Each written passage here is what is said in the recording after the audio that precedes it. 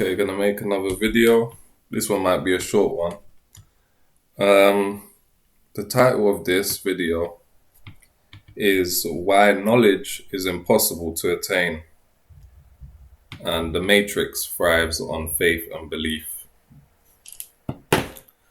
So that might sound a bit strange, saying that knowledge is impossible to attain.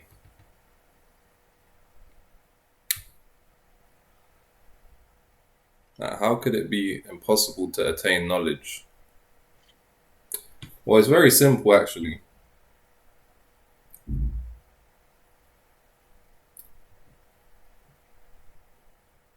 In a sense, it's possible to attain knowledge about certain relative and conditional truths. For example, as a human, you can know, like a classic example of gravity, if you have an apple and you drop it, you know that it's going to fall. That's like a conditional and a relative truth. And in a sense, you know it's going to fall because of gravity, the laws of physics.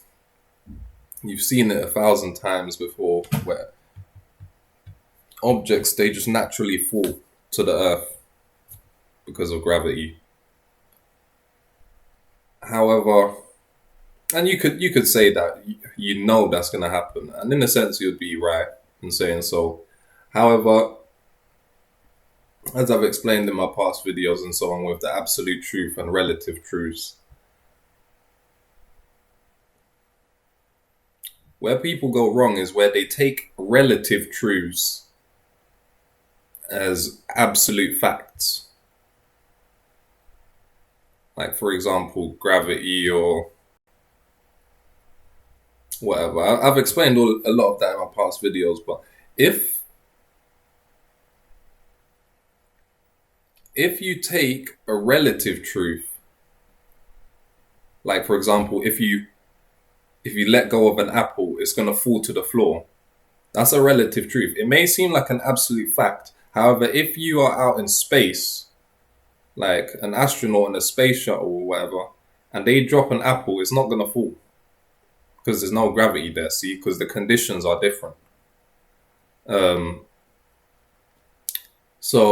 then you could say, all right, cool, yes, in space it won't fall. But then if you add the extra condition to the end of the sentence, I know that if I drop an apple, it will fall if it's on a planet like such as Earth, which has gravity. Then I know it will fall. See, then that would be more accurate.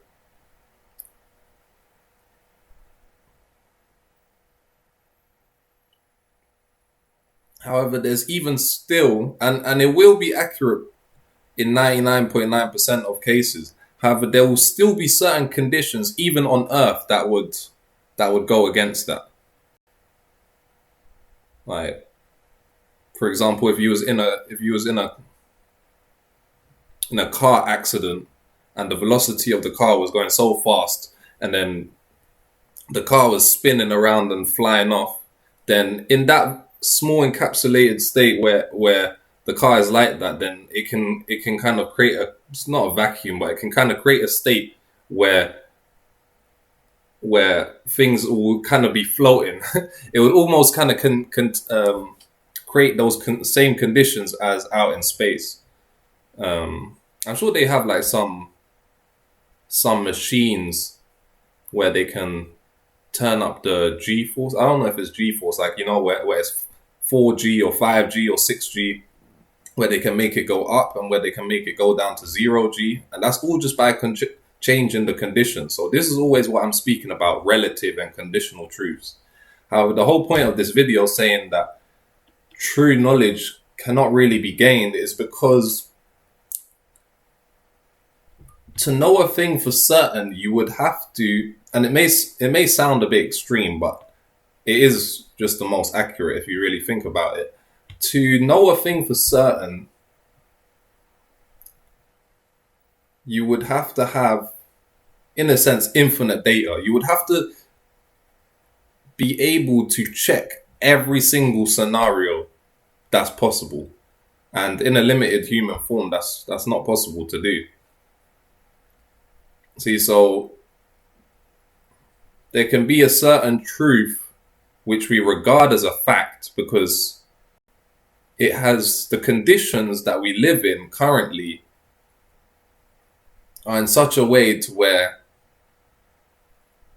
whatever that fact you're speaking about seems absolute. Because again, as I've explained in my very first videos, that humans have a very small time horizon. Like 100 years, it seems like a lot, but when you're comparing it to eternal time scale, or even just millions of years or thousands of years, then see, there might be, like, for example, the sun exists. We might say that's an absolute fact that the sun exists, but there was a time where it didn't exist, and there will be a time where it will no longer exist. So the impermanence of things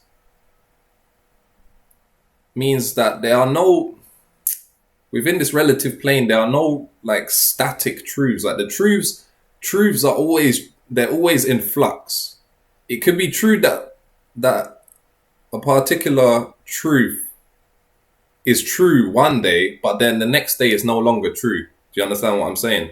Because the conditions are always changing, and impermanence is the only permanent thing. So it's kind of a paradox. But impermanence, which is in a sense just that everything's changing always, that's the only permanent thing. The only thing that's unchanging is that things are always changing. So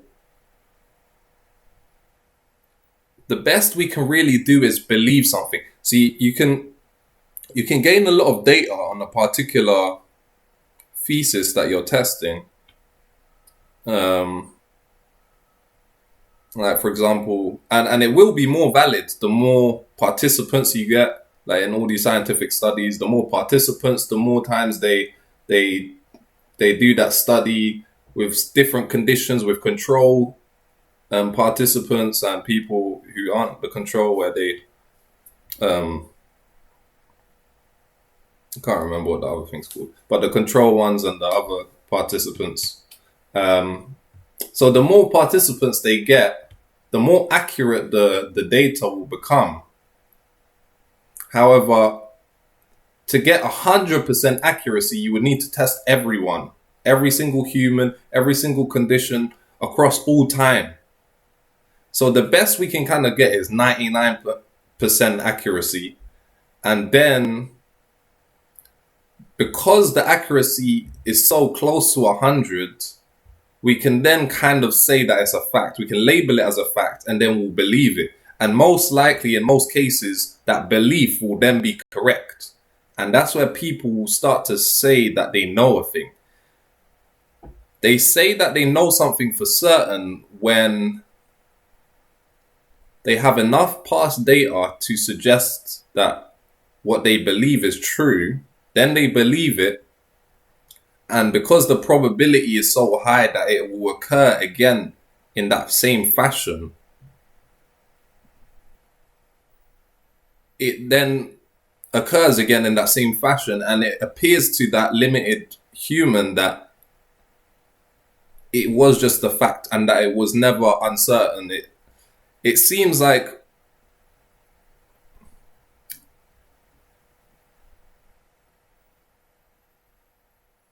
it was never up for debate, or that it could have been any other way, but it still was just a probabilistic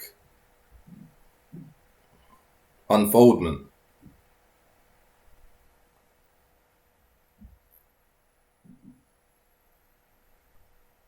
It's a tricky one to try and explain. But see,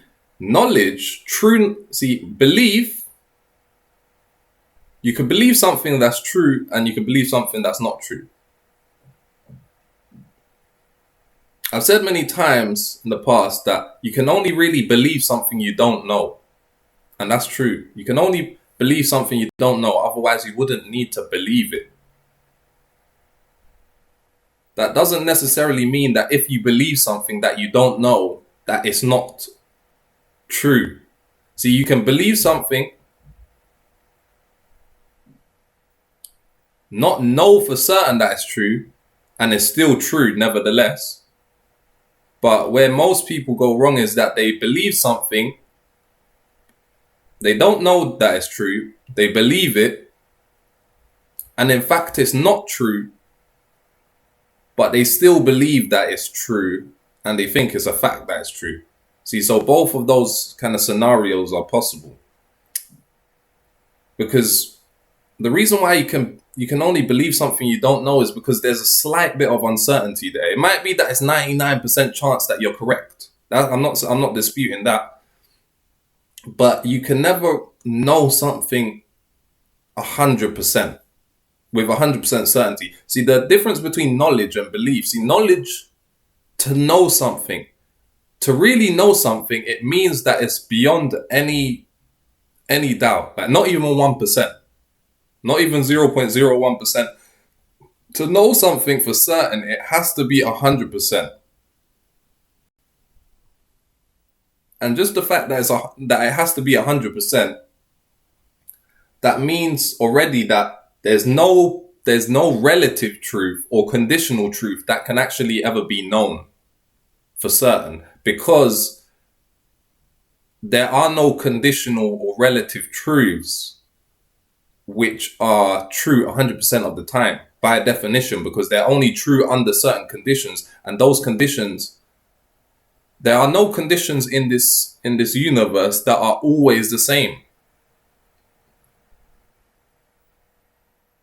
As I said, because of the law of impermanence. So there may seem like there's some laws, as I said, like gravity and time, linear time and space, and there's some laws which seem like they are constants and that they're always there.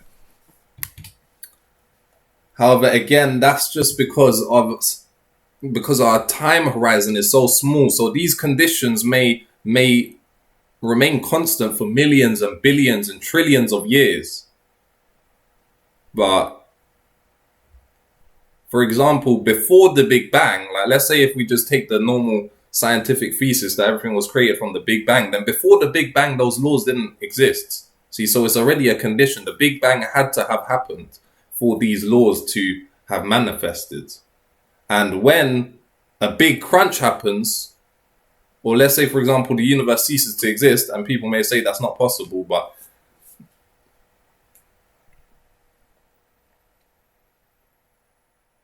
anything that has a beginning must have an end. The only way that this universe, the only way you can be certain that this universe will never, sorry, 1 second.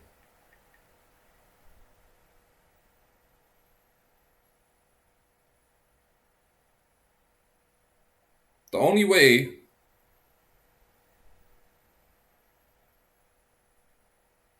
you can be certain that this universe will never cease to exist is if it never began in the first place. It was never created.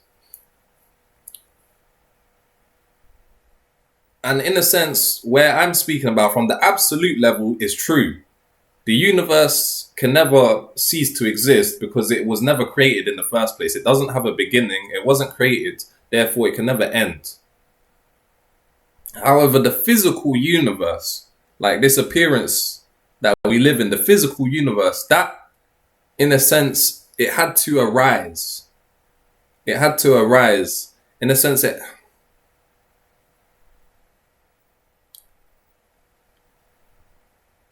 like physicality arose at a particular time.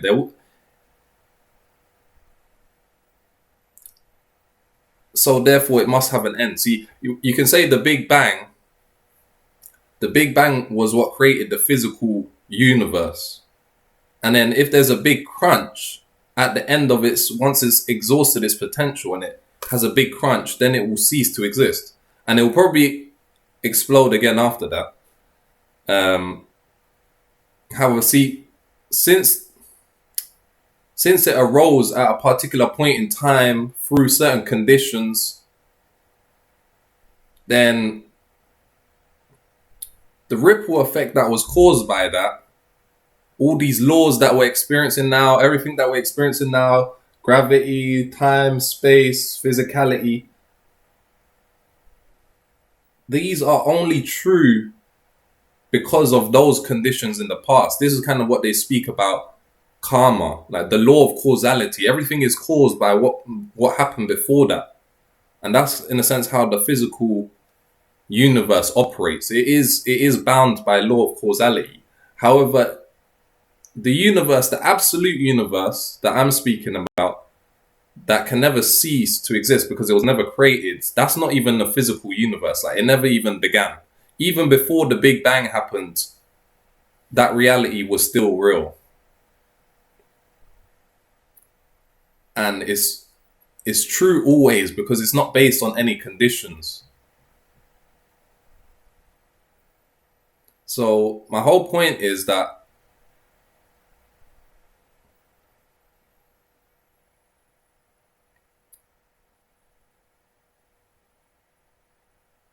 since everything in this physical world is only true in certain conditions, and conditions are always changing, then yes, there are many relative truths, as I said, like that if you drop an apple, it's going to fall to the floor. If we're speaking about that you're on Earth and you're not in a zero G state or anything like that. Yes, that's true in that very particular condition. However, those conditions will never, like, there are no conditional truths, or there are no conditions that are always the same all the time. It seems that way to us, that there are certain conditions that always remain the same, constants, because we have such a small time horizon. But actually, if you had the eternal scope, even those would just be kind of conditions that arose and fell away. So there are no conditional truths or facts about the world that are always true. They may be true 99% of the time. You see, it could seem like it's true almost all the time, but there's always going to be like one anomaly or one loophole or a little glitch. It might even be only 0.01% of the time where it's no longer true, and most logical, rational-minded people may just say that's an anomaly and disregard it. However, actually, no, you can't disregard it, because that small fraction of time where it's not true, or that small condition which could undermine the whole fact, that goes to show that it's not an absolute truth, it's not an absolute fact. And therefore, there will always be a percentage of uncertainty about that statement.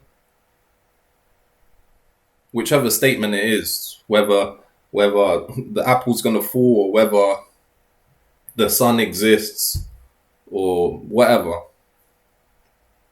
Like you could say, oh, it's a fact that humans the world record for humans is 3-meter high jump, like, or whatever, like 2 meters, like, high jump. The world record for everyone is 2 meters high jump. So it's impossible. You might say it's a fact that it's impossible for humans to jump higher than 3 meters. But then if they're on the moon, they can jump higher than that. You see? And even on Earth, there could be something that changes, something in the solar system or whatever, that changes the gravitational pull of Earth. And all of a sudden we can jump higher than we used to be able to. See, there are things that are true today that weren't true 100 years ago, and there's going to be things that are true in 100 years that aren't true now. So just for the fact that these relative truths are always changing, and in a sense they're all probabilistic, and there may be things which are very high probability, which we refer to as facts, absolute facts, but they're not actually absolute facts. And because there's always a degree of uncertainty, and there's always a possibility that it will no longer be true, we can only really believe those absolute facts. We can only really believe them. You can never really know them, because to know something, it has to be beyond any reasonable doubt. To know something means you know it for certain. And for something to be certain, then there can't even be a small percentage that is incorrect at any given time. Do you understand? That's why I always say that the only thing that you can ever truly know is self-realization and is the absolute truth. There's actually only one thing in all of existence or in all of reality that you can know. And in a sense, that's just that the truth is true and that you are yourself. And when I say the truth is true, the truth is true. Absolutely. The truth is always true. It's always been true. It always will be. But it's when I say it's truth that is true, it's not that it's true in any particular way. And that's why the world is always in flux and in impermanence, because the truth is always true, but the way in which it is true isn't anything in particular. So that's why the conditions are changing forever. And that's why there's always impermanence. But that's why at the same time, even if the conditions are always changing, the absolute reality can never cease to exist, really. Like, the reality was always real and it always will be. So yes, the conditions may change, like Earth might explode, the solar system might cease to exist in 1 million or 1 billion years. However, reality will still be here. Even if the whole physical universe, like what we refer to as the observable universe, even if that collapses, reality will still be real. Truth will still be true. And where people can't accept it, the absolute truth is very simple. However, it's too radical for people to accept because it's acausal. And everything that they've experienced in this relative plane is subject to the laws of causality. So the mind is very simple to understand. Yes, the truth is true. Of course, the truth is true. But how did it become true? Why is it true? Who made it true? All of these kinds of questions. But see, there's no answers to those because nobody made the truth true. There was never a time where the truth became true. You see? It's not, that is true, that is big, or that is small, or that it exists, or it doesn't exist. Like, the absolute truth is neither big nor small. It neither exists nor doesn't exist. It's neither real nor fake. But yet it's still true. And that's why I always keep on reiterating that truth is the most fundamental thing. The most fundamental thing is not even consciousness or energy or atoms or anything like that. It's literally truth. What atoms, what consciousness, what energy, what all of those things are made out of is truth. If truth wasn't absolutely true, then none of those things could see, because that's why I like using this, not analogy, but see, 1 equals 1. In a sense, that's the fundamental axiom of the whole of reality. 1 equals 1, which is a representation of truth equaling truth. Truth being true. Because if truth was not true, then everything else couldn't be itself. See, truth is itself. Truth is true. And if truth wasn't true, then consciousness, energy, all these things could not exist. Like, none of them could be themselves. But since truth is true, that allows consciousness to be conscious, that allows reality to be real, that allows existence to exist, and so on and so forth. But you see, in a sense, it's the substratum of everything. And because the truth is true, but it's not true in any particular way, then that means that it's not like, it's only true if these conditions are in this way, and it's no longer true if these conditions change. Like, no, it doesn't matter what the conditions are. The conditions are secondary, and the absolute truth is primary. So it's unconditional and it's absolute. So there's nothing opposite to it. And the truth could never be anything but true, because at the absolute level, even falsehood is false, which leaves only the truth. And that's the only thing you can be certain of. And that's, in a sense, self-realization, where you realize, yes, I am myself. You realize that you are yourself. You've always been yourself. But when you're referring to that self isn't the human body or your name or your personality or any kind of condition, because your name, that was a condition. Your parents gave you that. They could have gave you another name. This body, that was a condition. You could have maybe been born into a different body, a different reincarnation, whatever. Like this body is something. This is a condition.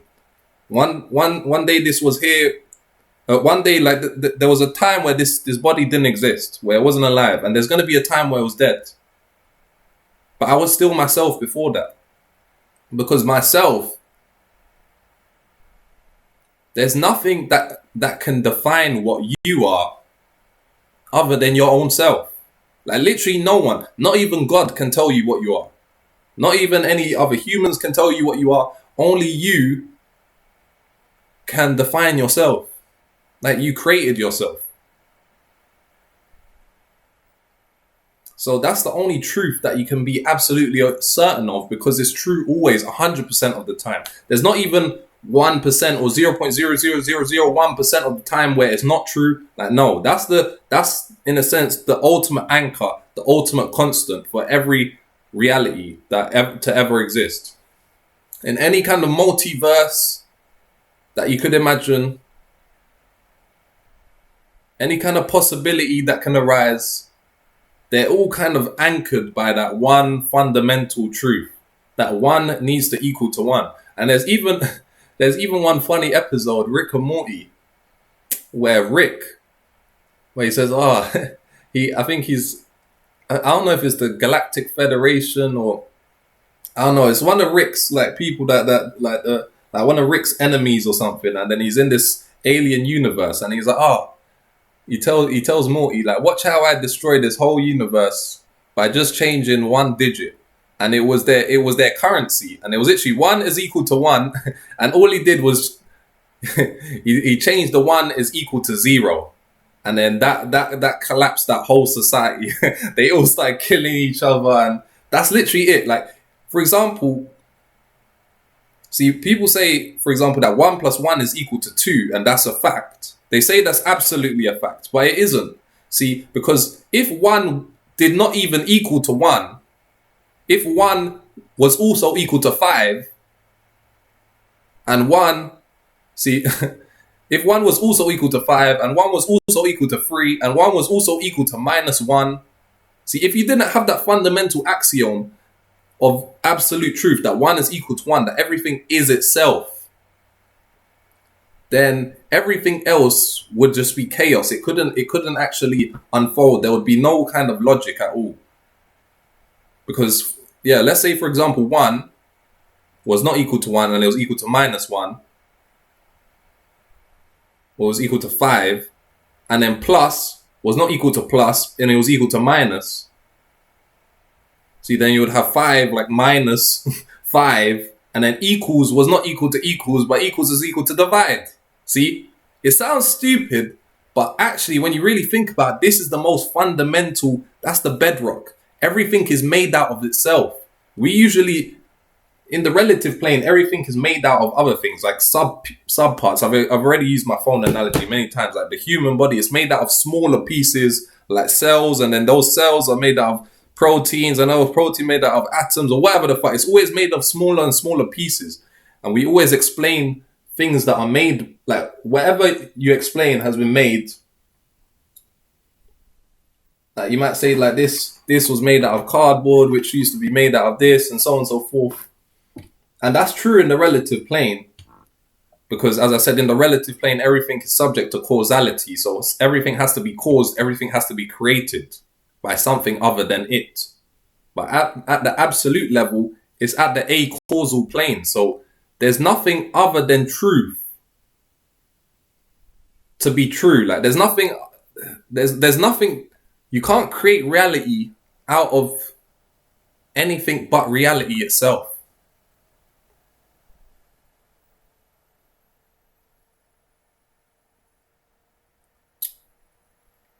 So yeah, the only thing that you can really truly be certain about is the absolute truth.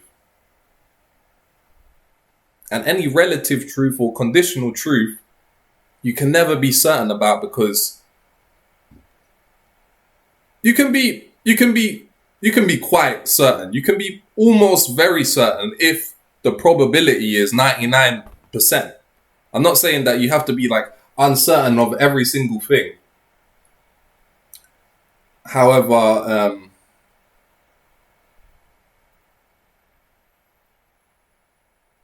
yeah, you can't really ever know for certain. Like for example, another example is history. People act like they really know what happened 100 years ago because they read some book of what some guy said. Some guy that doesn't even he's not even alive anymore. You don't even know if he wrote that book really. You don't even know what he's saying in that book is true. But see, you can only believe it. That's why I keep on. That's why the title is that this matrix, this social matrix, it can't function without belief and faith. Even money, legal tender, and all of this stuff is all belief and faith. And that's why, in a sense, if the system loses trust, if the citizens start losing trust in the government, and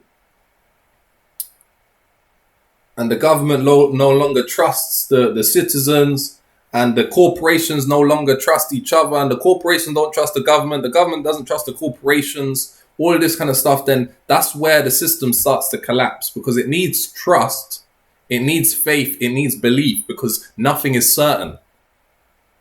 And that's, in a sense, this whole matrix, it gives this false sense of security and certainty. It makes it seem like everything is certain and secure. And it is this way, it's always been this way, and it's just an absolute fact and so on. But literally all of that is a facade. There's not anything certain at all. So yeah, I think I'll leave that one there. Let me know what you guys think.